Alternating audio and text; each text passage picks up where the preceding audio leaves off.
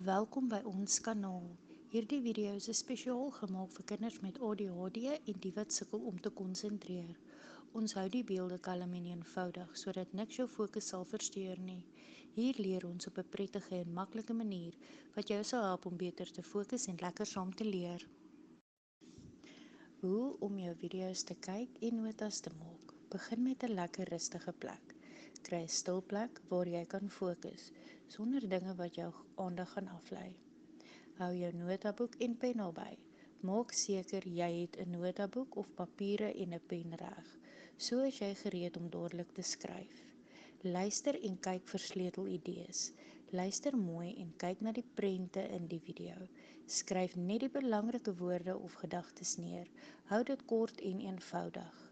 Gebruik prentjies en kleure. Skets vinnig as iets moeilik is om te onthou en gebruik kleure om verskillende idees uit te lig. Dit maak dit lekkerder en makliker om te onthou. Pause as jy moet.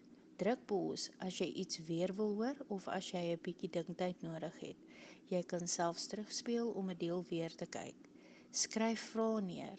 As jy iets nie verstaan nie, skryf dit neer sodat jy later kan vra of meer daaroor kan leer. Lees jou notas vinnig deur. Aan die einde, kyk weer vinnig deur jou notas. Dit help jou om die belangrike idees beter te onthou. En onthou, daar is 'n oefening onder aan die beskrywing wat jy kan voltooi. As jy subscribe, kan jy dit doen en jou kennis verder toets. Hallo almal, in hierdie les gaan ons praat oor hoe om produkte van 2 terme, binome en 3 terme, trinome uit te reik. Ek sal dit stap vir stap verduidelik, so moenie bekommerd wees nie, kom ons begin. Wat is 'n 2-term? Ook 'n binoom? 'n 2-term is eenvoudig net 'n uitdrukking met 2 terme. Dit is soos 2x plus 5 of 3y minus 4. Jy sal sien dat die terme geskei word deur 'n plus of minus teken. Kom ons kyk na 'n voorbeeld. Wat is 'n 3-term? Trinoom. 'n 3-term is 'n uitdrukking met die 3 terme. Dit lyk soos iets soos x² plus 5x plus 6 of 3a² minus 2 plus 4.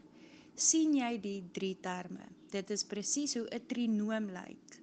'n Voorbeeld, as ons die trinoom x² plus 5x plus 6 het ons die terme x², 5x en 6.